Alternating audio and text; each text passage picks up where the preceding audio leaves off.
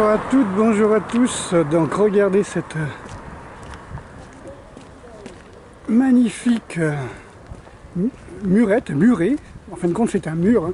C'est une enceinte de la vieille ville de Mediolanum Sanctorum, aujourd'hui sainte, capitale à l'époque de l'Aquitania, la Grande Aquitaine. Et ce que vous voyez, c'était le reste de la muraille qui avait été faite pour lutter, je pense au IVe siècle, ou au 5e, je ne me souviens plus, contre les invasions barbares. Et ces murs ont été faits à partir des maisons romaines, des grandes villas romaines, des grands bâtiments. Alors, il y avait des pierres de l'amphithéâtre, des pierres de monuments, pour repousser donc ces invasions. Donc, comme beaucoup de villes en France, ont sacrifié toutes les villas qui étaient aux alentours, qui de toute façon allaient être assiégées par en tout cas pillées par les barbares. Et vous voyez, donc c'est pas des murets qui sont très très hauts, hein, mais ça suffisait pour que quelqu'un à cheval, hein, vous savez, c'était des petits chevaux avec des petits bonhommes dessus. C'était des Huns, c'était des Visigoths, des Ostrogoths,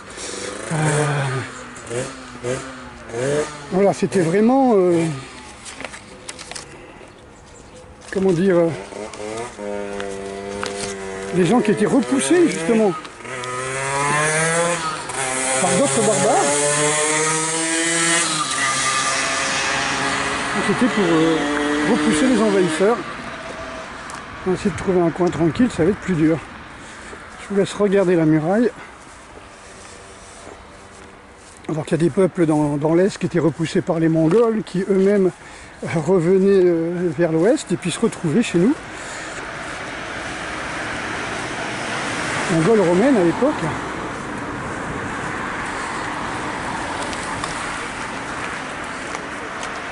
Vous voyez que cette muraille a persisté.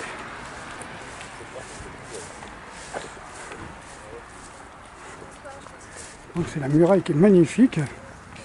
Et beaucoup de villes en France, hein, ont détruit, ont sacrifié des monuments pour pouvoir, et des villas anciennes, antiques donc, pour pouvoir fabriquer des murailles.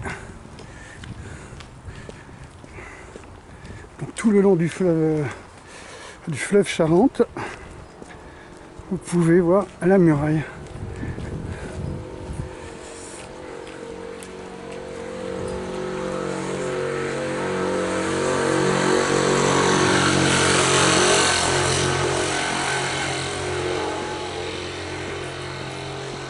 Alors on s'imagine des châteaux forts et en fin de compte non, au départ les murailles sont les enceintes de la ville.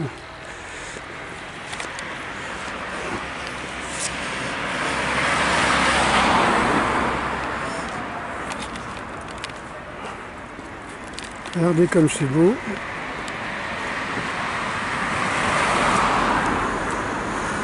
Ah, je vais vous parler, pourquoi je vous parle des murailles.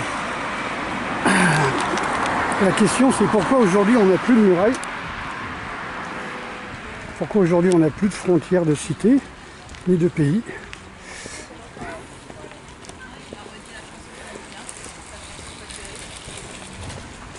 Pourquoi le pays est arrivé, où les cités sont arrivées à devenir des passoires, voire mieux,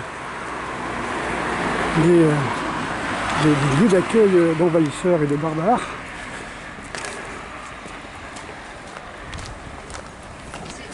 Qu'est-ce qui a créé cette porosité des cités et des pays? On va en discuter en quelques instants, le temps que je trouve un coin tranquille. Donc je vais pouvoir vous expliquer un petit peu comment on arrive à devenir étranger dans son pays, dans sa cité. Alors je précise que ce n'est pas un discours d'extrême droite ou d'hypernationaliste ou même de nationaliste. Pour être nationaliste, il faudrait qu'on ait encore une nation. Et d'après ce que j'ai compris, cette province de l'Europe qu'on appelle France n'est plus un pays, n'est plus une nation. C'est juste une province d'une Europe dont n'ont pas voulu les Français. Donc voilà, les Français existent, le paysage existe, mais l'entité-nation, d'après ce que j'ai compris, n'existe plus. Et être nationaliste aujourd'hui passe pour, vous allez voir, je vais vous expliquer pourquoi, une insulte pratiquement. Par exemple, je disais, si je veux faire de la capoeira en démonstration, que je mets le drapeau du Brésil, je n'aurai aucun problème. Si je veux faire de l'aïkido ou du judo ou des arts martiaux japonais et que derrière, dans la rue, je mets le drapeau du Japon, je n'aurai aucun problème. Par contre, si je veux faire la boxe française, la canne française, et que je mets le drapeau français, on va me faire passer pour un putain de facho, tu vois, un truc comme ça, quoi, en extrême droite, fascisant en tout cas. Voilà, dès le moment que tu es fier d'être français, tu es forcément ici fascisant. Pourquoi? Parce que la France n'est plus française et je vais vous expliquer pourquoi. Ça s'appelle la fenêtre d'Overton. Donc c'est Joseph Overton qui je pense être pour moi c'est un philosophe, hein. C'est pas un philosophe, c'est peut-être plutôt un économiste, je ne sais, enfin c'est un grand penseur pour moi. Je sais pas où trouver un endroit où je sois pas en contre-jour, parce que là je suis en train de marcher dans ce qui était un marais il y a encore quelques temps. Et je n'ai pas de me retrouver sous l'eau. Voilà, donc,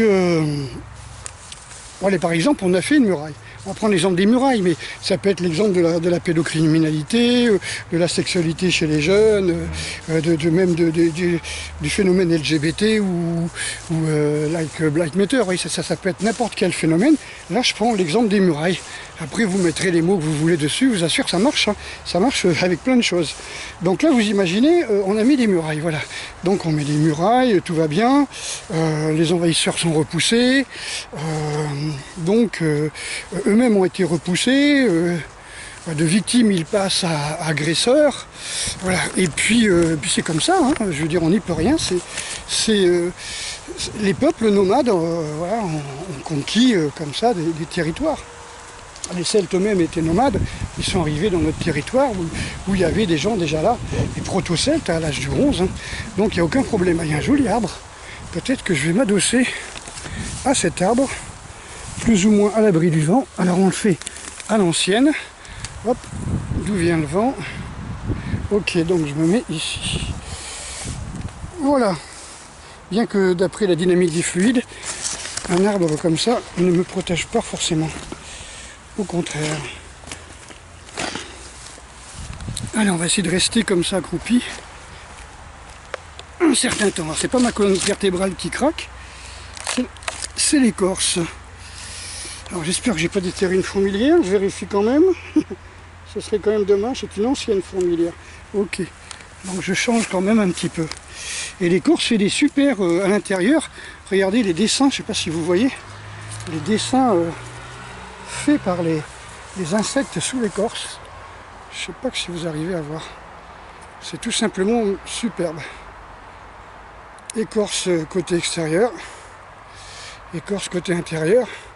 Une sculpture que on aurait du mal à reproduire. Effectivement, il y a de tout hein, comme insecte. C'est tout simplement magnifique. Donc, je vais quand même m'asseoir. Vous allez voir, j'ai tout ce qu'il faut dans mon sac. Voilà, parce qu'à part les ratons, enfin pas les ratons, les ragondins, les renards ou les lièvres, je pense pas que je serai dérangé. Allez, on y va. Voilà, plutôt que de m'adosser, je suis juste à côté d'un terrier que l'on voit là, qui doit être un terrier de ragondins, juste là. Un joli trou. Donc j'espère qu'il m'entendra. Alors, comment pourrait-on ne pas être en contre-jour avec cette lumière diffuse? C'est comme si on avait mis un luminaire, enfin comment on appelle ça, un rideau nuageux dans le ciel pour empêcher la lumière d'être trop forte. Et je ne sais pas du tout comment faire. Bon écoutez, je ne vais pas perdre de temps. Donc je vais vous parler de la fenêtre d'Overton. Donc là j'ai dit, vous pouvez prendre l'histoire de la pédocriminalité, des LGBT, je sais pas moi, de BLM, de tout ce que vous voulez, vous allez voir, ça marche très bien. Donc première chose, voilà, on a mis une muraille pour protéger la cité, pour garder nos coutumes, pour pas que nos femmes soient violées, pour protéger, on va dire, la pureté de la race, vous voyez, tout ce que l'on faisait jusqu'en 1800 ou même 1914, c'est pour ça qu'on allait faire la guerre, hein, pour protéger nos frontières, hein, nos villes, nos femmes, nos enfants, nos coutumes, notre culture aussi. Un président qui ne connaît pas, pour qui il n'y a pas de culture française, hein, d'après ce qu'il a dit en Allemagne. Voilà, donc si vous voulez, à cette époque, 5e siècle, on va dire, ouvrir les portes des cités, c'était inimaginable, c'était impossible, personne ne pouvait croire ça. Et ensuite, ce qui s'est passé, c'est que ça va devenir acceptable petit à petit. Et on fera passer les opposants à l'idée comme étant des passéistes, des fascistes, des traditionalistes, dans le mauvais sens du terme, hein. C'est-à-dire des gens qui ne veulent pas évoluer, qui sont figés dans les traditions. Voilà. Et puis on ne dira pas ce sont des invasions, c'est pas une question de se protéger d'envahisseurs, on va parler plutôt d'accueillir, tu vois. On va parler d'accueillir des gens qui migrent tout simplement parce qu'ils sont victimes de guerre, victimes eux-mêmes d'invasion. Donc on va trouver ça cool que des Mongols, des Huns, des Visigoths, des Ostrogoths, des Alains, des Vandales et autres barbares viennent directement dans nos villes, on ouvre les portes. Et on va même expliquer que cette invasion est bénéfique, parce que ça va être un échange de culture. Alors je ne dis pas que c'est vrai, que c'est pas vrai, hein, d'accord, et que ça s'est toujours fait dans l'histoire de l'humanité. On va refaire le passé, on va redésigner le passé, et on va dire oui, mais ça s'est déjà fait autrefois. Bon. Ensuite, on va faire que cette invasion, que ce remplacement de population, ça va devenir populaire. C'est-à-dire que on va trouver les envahisseurs sympas, on va faire des spots publicitaires, vous voyez, ou dans les films, dans les séries TV, on va encourager le métissage, on va appeler l'enrichissement culturel, quoi, dans les dessins animés pour les jeunes, Walt Disney, tout ça, on va faire un maximum de métissage, et puis on va trouver ça cool, quoi. Et puis ça va être, on continue, hein, c'est-à-dire qu'après on va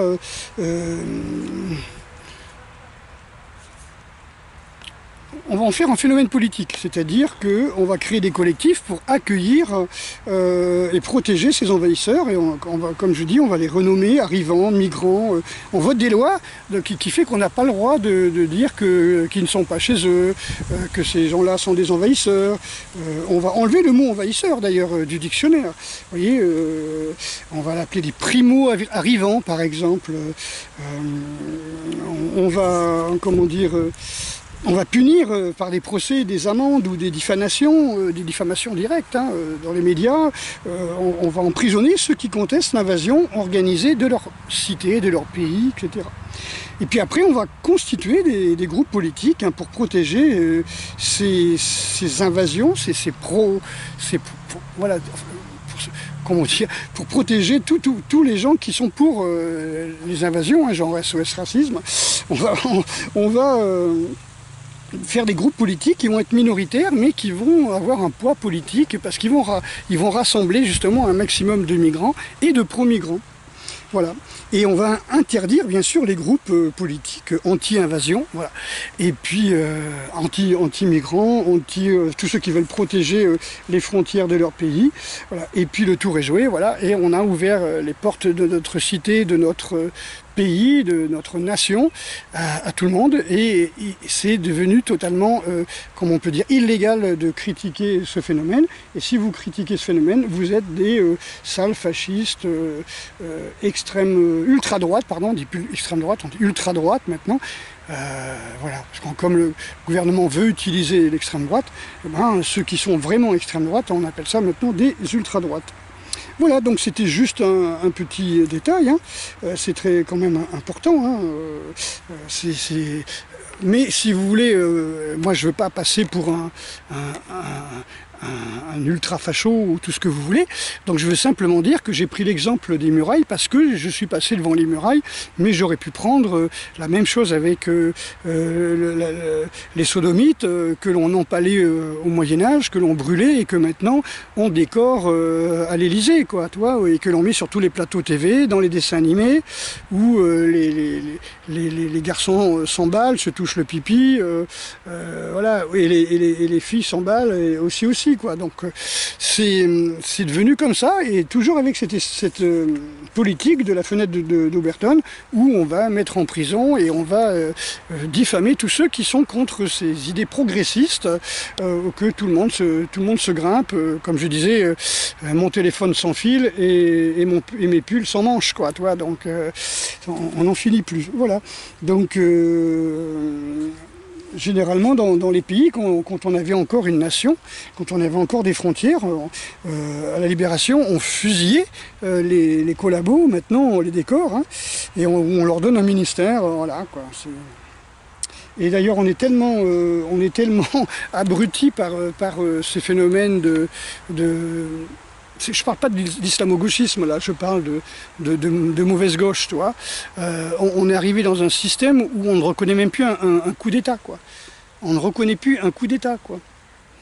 Vous avez des gens de gauche qui font des très beaux discours, qui sont vraiment intéressants, qui sont vraiment... moi j'applaudis des deux mains les discours de JLM, comme disent les rouges, mais bon, ça ne change rien, quoi. C'est juste des discours qui nous rassurent, mais ça ne change absolument rien. Voilà, donc c'était juste ça que je voulais dire. Les Français ne reconnaissent plus quand ils sont dans une dictature, ils ne reconnaissent plus quand un président, on va dire, désigné et non pas élu, leur fout un ou plusieurs coups d'État en 2 ou 3 ans. Je dirais pratiquement un coup d'État par an. La justice appartient, d'accord, comment on peut dire, au gouvernement, hein, elle n'est plus indépendante, et on a un président qui déclare qu'on est en guerre, juste pour pouvoir gouverner par décret, comme ça, en faisant un conseil de guerre, conseil de je sais pas trop quoi, de santé, ou je sais pas comment il appelle ça, alors que tout le monde sait que l'épidémie finit depuis longtemps, et que maintenant on a une épidémie de cas, ça veut dire de gens en bonne santé qui auraient peut-être croisé un virus d'une rhinopharyngite il y a 30 ans, et donc ils ont une trace d'ADN, voilà, une crotte d'ADN dans le sang, et avec des tests ultra falsifiés qui vont trouver, voilà. Alors, donc, ce que j'ai compris, c'est que l'OMS appelle à ne plus utiliser les PCR, voilà. Mais on continue et on fait toujours peur. Voilà, donc quand on a peur, on a 5 ans, on ne réfléchit plus, hein, je vous l'ai déjà expliqué. Et puis pendant ce temps-là, bah, les gens, le président désigné fait les gros yeux à la télévision, et il y a 1 million de Français qui vont se faire vacciner, c'est-à-dire ils vont flinguer leur ADN, flinguer leur race, flinguer leur pureté, on va dire... comme on peut dire, sanguine, je ne sais pas comment on pourrait dire, hein, pour pas passer pour un fou qui parle de pureté de la race, hein, je sais pas, simplement qui vont dégénérer, voilà, qui vont flinguer leurs gènes, ils vont chier sur leurs ancêtres, qui ont tout fait pour rester en vie, en bonne santé, et eux ils vont arriver à partir d'eux. Voilà, la santé ne passera plus, à partir d'eux, il y aura dépendance totale aux médicaments, dépendance totale aux vaccins ARN et compagnie. Voilà, donc... Voilà, c'est juste ça que je veux dire, c'est qu'on est arrivé à tellement être dans le consentement forcé qu'on n'arrive plus à voir quand il y a un coup d'État, on n'arrive plus à voir quand on vous ment, quand on vous manipule, et on a tellement peur, et puis on nous prend, comme je vous ai dit, par les addictions, c'est-à-dire par les couilles, hein, c'est-à-dire que... voyez, on disait par exemple que les femmes, avant, dirigeaient vraiment leur foyer, hein, du genre, si t'es pas content, va te faire ta bouffe toi-même et t'iras baiser tout seul, quoi. Toi, t'iras faire appel à la veuve poignée.